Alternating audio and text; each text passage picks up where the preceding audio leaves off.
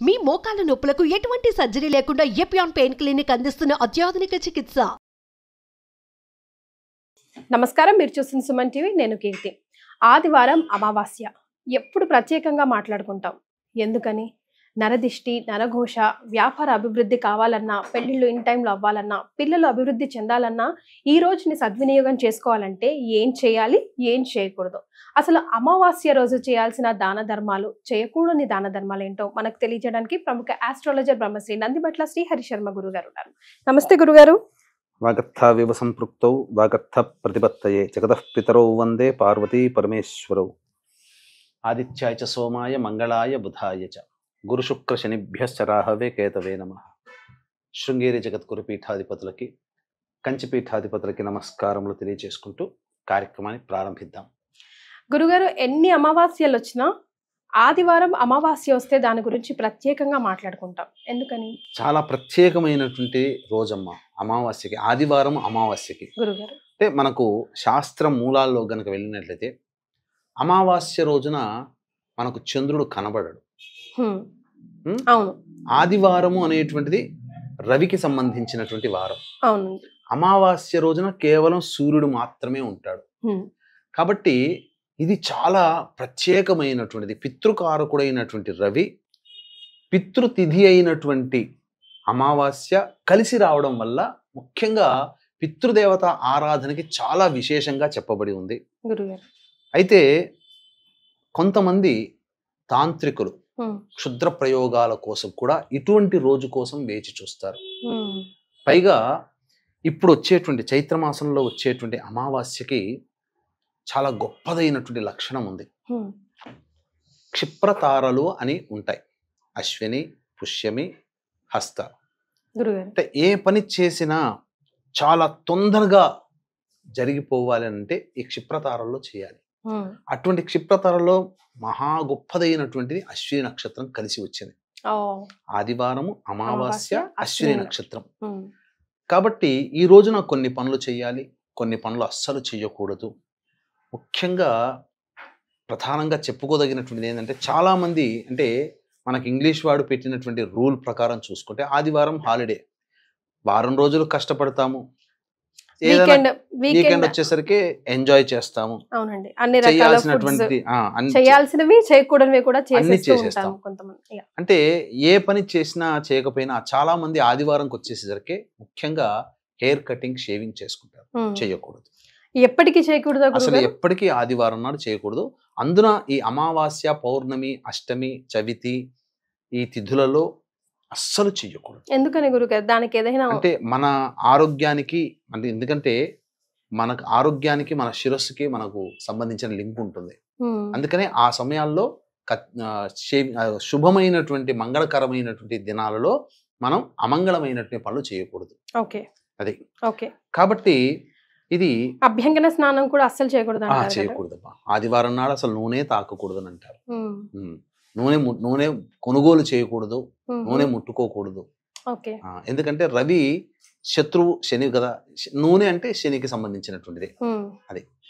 కాబట్టి ఆ రోజున ముఖ్యంగా పితృదేవత ఆరాధన అందరూ చేయాల్సిందే. వీక్షించేటువంటి ప్రేక్షకులు కూడా చాలా మంది అనుకునేటువంటిది ఏంటంటే, మనం ఏ దేవుని పూజ చేస్తున్నాం, అమ్మవారిని కానీ, అయ్యవారిని కానీ, విష్ణువుని కానీ, ఈశ్వరుడు, అమ్మవారు, వినాయకుడు, గణపతి, ఇలా చాలా మందిని మనం పూజిస్తుంటాం.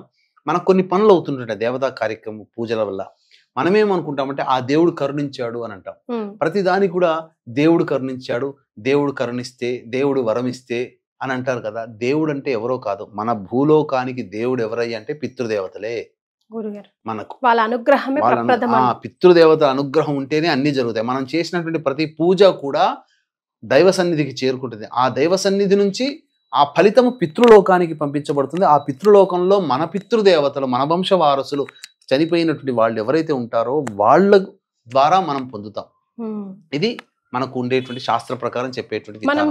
కానీ చాలా మంది మాలో అమావాస్య అంటే యాక్చువల్ రోజులు వస్తాయి కదా గురుగారు, కర్మ పెట్టే రోజులు కానీ అట్లా, లేకపోతే సంవత్సరికం అట్లానే చేస్తాం తప్ప ప్రతి అమావాస్యకు చేయొచ్చో చేయకూడదో, కలిసి వస్తుందో కలిసి రాదో అనే చిన్న అనుమానం ఉంటుంది గురుగారు. ప్రతి అమావాస్య రోజున వీలైతే తర్పణాది కార్యక్రమాలు, నల్ల నువ్వులతో తర్పణాది కార్యక్రమాలు చేయాలి. బ్రాహ్మణి దగ్గరికి వెళ్ళిపోవడం, లేకపోతే బ్రాహ్మణి ఇంటికి పిలిపించుకోవడం చేసి తిల తర్పణాలు చేయాలి, వీలుంటే పిండ ప్రదానం కూడా చేయవచ్చు. ఓకే. చాలా మందికి బ్రాహ్మణునికి పెట్టుకోగలిగేంత శక్తి కూడా ఉండకపోవచ్చు. మరి అటువంటి వాళ్ళకి పరిహారం ఏంటంటే మధ్యాహ్నం 12 to 1 గంట మధ్యలో ముందు రోజు ఏదైనా బకెట్లో కానీ గిన్నెలో కానీ ధాన్యాలు నానబెట్టుకొని, అంటే అందులో ఆ నీటిలో కొద్దిగా బెల్లం వేస్తే బెల్లం నీరు అవుతుంది. ఆ బెల్లం నీటిలో నవధాన్యాలు కానీ ఏదైనా ధాన్యము కానీ నానబెట్టి తెల్లవారి మధ్యాహ్నం అనగా ఆదివారము వచ్చింది కాబట్టి, ఈసారి అమావాస్య కూడా వచ్చింది కాబట్టి 12 to 1 గంట మధ్య కాలంలో ఆవుకి గనక తినిపించినట్లయితే ఆ ఆవులోనే 33 కోట్ల దేవతలు కొలువై ఉంటారు. అందరి దేవతలకి మనం ప్రసాదం పెట్టినటువంటి వాళ్ళం అవుతాం, నైవేద్యం పెట్టినటువంటి వాళ్ళం అవుతాము. అన్ని దేవతల్ని, గోవుని పూజించడం వల్ల సకల దేవతల్ని పూజించిన వాళ్ళము అవుతాం. ముఖ్యంగా కాలసర్పదోషంలో జన్మించినటువంటి వాళ్ళు ముల్లంగిని తినిపించవచ్చు, అరటి పండ్లు తినిపించవచ్చు, అలాగే ఏదైనా కానీ బుద్ధి బలం కావాలనుకునే ఆకుకూరలు తినిపించవచ్చు. ఇలా మనం ఆవుకి ఏదైనా తినిపించవచ్చు, కానీ అన్నాన్ని మాత్రం పెట్టకూడదు, అస్సలు పెట్టకూడదు. అన్నం పెడితే ఆవు క్షోభిస్తుంది, ఆయాసపడుతుంది. అది. ఇక మనం గమనించుకున్నట్లయితే ఈ ఆదివారము అమావాస్య చాలా అద్భుతమైనటువంటి రోజు. అంటే ఏంటి? క్షుద్ర ప్రయోగాలకి సంబంధించినటువంటి రోజు. మరి ఇలాంటి క్షుద్ర ప్రయోగాలు ఎవరికైనా జరిగినా, లేకపోతే నరదృష్టి నరఘోష అంటూ ఉంటారు కదా గురుగారు, ఇంట్లో అయినా లేకపోతే ఉద్యోగాలు చేసే చోటైనా లేదంటే వ్యాపారం చేసే చోటైనా ఏం చేయాలంటారు? ఇదంతా పోవాలి, నెగిటివిటీ పోవాలంటే? ఈ నెగిటివిటీ పోవాలంటే అసలు నరదృష్టి ఎలా వస్తుందో మనం తెలుసుకోవాలి. ఇటువంటి రోజు కోసం చాలా మంది తాంత్రికవేత్తలు ఎదురు చూస్తుంటారని చెప్పాను కదా.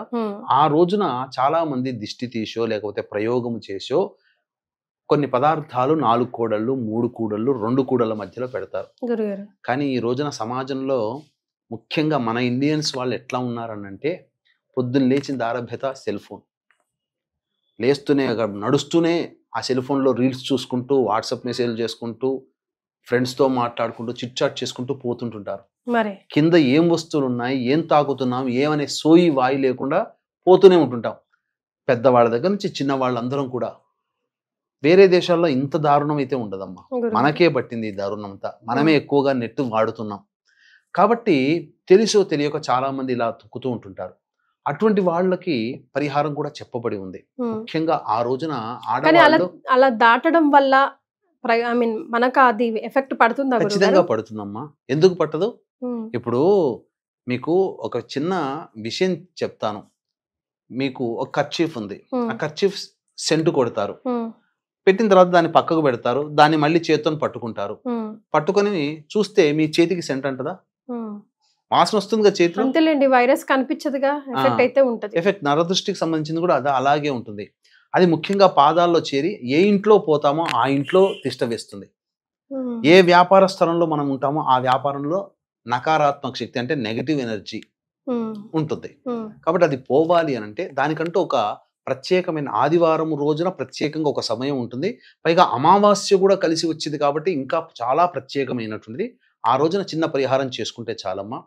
వీక్షించేటువంటి ప్రేక్షకులు కూడా గమనించాల్సినటువంటిది, ఈ వైశాఖ మాసము తదియ రోజు అక్షయ తృతీయ అని అంటారు. ఈ అక్షయ తృతీయ సందర్భంగా జాతకరీత్యా కలుగు విద్య, వివాహ, ఉద్యోగ, దాంపత్య, అనారోగ్య సమస్యల నివారణకి ముఖ్యంగా మీనమేష, మిథున, కర్కాటక, సింహ, కన్య, వృశ్చిక, ధనుస్సు, కుంభరాశులలో జన్మించినటువంటి వారికి శనిదోష పరిహార్థమే శనీశ్వర హోమము, అఘోర పాశుపత మంత్ర హోమంతో పాటు ముఖ్యంగా ఆ రోజున లక్ష్మీదేవి ఆరాధన విశేషంగా చేయాలి కాబట్టి లక్ష్మీ మూల మంత్ర సంపుటిత లక్ష్మీ సూక్త హోమం అనేటువంటిది చేయించడం జరుగుతుంది.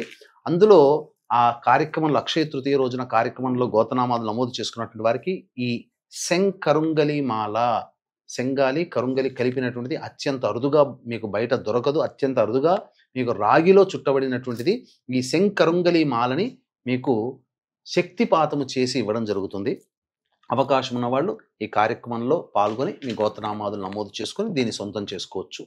ఇక ఆ రోజున ఒకవేళ మాలనే కావాలి అనుకున్న వాళ్ళు తీసుకోవచ్చునమ్మా. ఎందుకంటే శక్తిపాతం చేస్తేనే, ఎందుకంటే మామూలుగా మనము ఏదైనా కానీ యంత్రాలు కొనుక్కుంటుంటారు బయట, పెట్టుకున్నంత మాత్రాన యంత్రం ఏం పని చేయదు.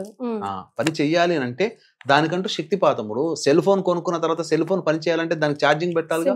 ఈ ఛార్జింగ్ లాంటిది ఇది శక్తిపాతం అనేటువంటిది.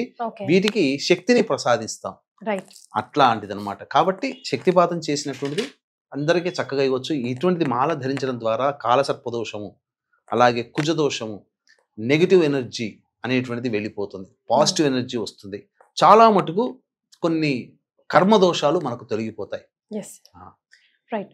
సో కింద స్క్రోల్ అవుతున్న నంబర్కి కాల్ చేసి మాల కావాలన్నా కూడా డైరెక్ట్ గా ఆర్డర్ పెట్టుకోవచ్చు, అంతే కదా గురుగారు? అవునమ్మా. రైట్. ఇక ఆదివారం రోజున మామూలుగా రాహుకాలం 4:30 నుంచి 6 గంటల మధ్య కాలంలో ఉంటుంది. అయితే ఈ ఆదివారానికి ఏంటంటే శరభసాళ్వ సమయము అని చెప్పి ప్రత్యేకంగా చెప్పబడి ఉందమ్మా. ఈ సమయంలో ఈసారి సాయంకాలం 27వ తారీఖు రోజున 4:30 నుంచి 4:50 వరకు మాత్రమే శుభంగా ఉంది. 4:50 నుంచి 5:40 వరకు కూడా దుర్ముహూర్తం ఉంటుంది.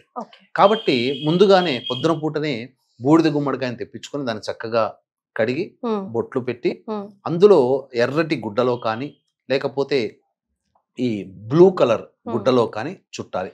అందులో ఈ గుమ్మడికాయతో పాటుగా నల్ల జీడి గింజలు, దిష్టి గవ్వలు, అలాగే పటిక, ఎండు మిరపకాయలు ఇలాంటివి అందులో పెట్టి చుట్టి ఈ 4:30 నుంచి 4:50 సాయంకాలం పూట మధ్యకాలంలో ఇంటికి గుమ్మం దగ్గర వేలాడదీసిన వ్యాపార స్థలంలో పెట్టిన నెగిటివ్ ఎనర్జీ పోతుందమ్మా. అందుకనే మన శరీరంలో నెగిటివ్ ఎనర్జీ పోవాలి అని అంటే పూర్వకాలంలో చెప్తే వింటారో వినరో అని చెప్పి గుమ్మడికాయ వడియాలు మన చేత తినిపించేవాళ్ళు, గుర్తుందా మీకు?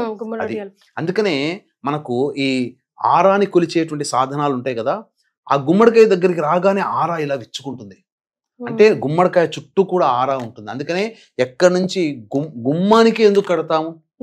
ఇల్లు అన్నప్పుడు ఎక్కడో చోట కట్టొచ్చుగా, ఏదో చోట కిటికీకో లేకపోతే ఏదో మూలకో కట్టొచ్చు కదా. గుమ్మానికి ఎందుకు కడతామంటే ఆ గుమ్మం కింద గుండా మనం ఇంట్లోకి ప్రవేశిస్తాం. కాబట్టి ఎప్పుడైతే మనం ప్రవేశిస్తామో ఆ బూడిద గుమ్మడికాయకి దగ్గరికి ఎప్పుడైతే వెళ్తామో ఒక శక్తి ఉంటుంది. ఆ శక్తి మన బాడీ మీద రావడం వల్ల నెగిటివ్ ఎనర్జీ మన బాడీలోంచి వెళ్ళిపోతుంది. బయట ఎక్కడైనా తొక్కి వచ్చినా ఆ ప్రభావం అవుతుంది. కాబట్టి ఇటువంటి మంగళకరమైనటువంటి రోజున గనక ఎవరైతే ఈ విధమైనటువంటి పరిహారం ఇంట్లో కానీ వ్యాపార స్థలంలో చేసుకుంటారో వాళ్ళకి నెగిటివ్ ఎనర్జీ పోతుంది. ముఖ్యంగా ఈ ఆదివారం అమావాస్య ఉన్నటువంటి రోజున మధ్యాహ్నం పూట చక్కగా వృద్ధాశ్రమంలోకి వెళ్ళి పెద్దలకి ఏదైనా వాళ్ళు తినగలిగే పండ్లు ఇతర ఫలాలు ఇచ్చి వాళ్ళ ఆశీర్వచనం తీసుకొని వచ్చినట్లయితే పితృదేవతల యొక్క అనుగ్రహం కలుగుతుంది.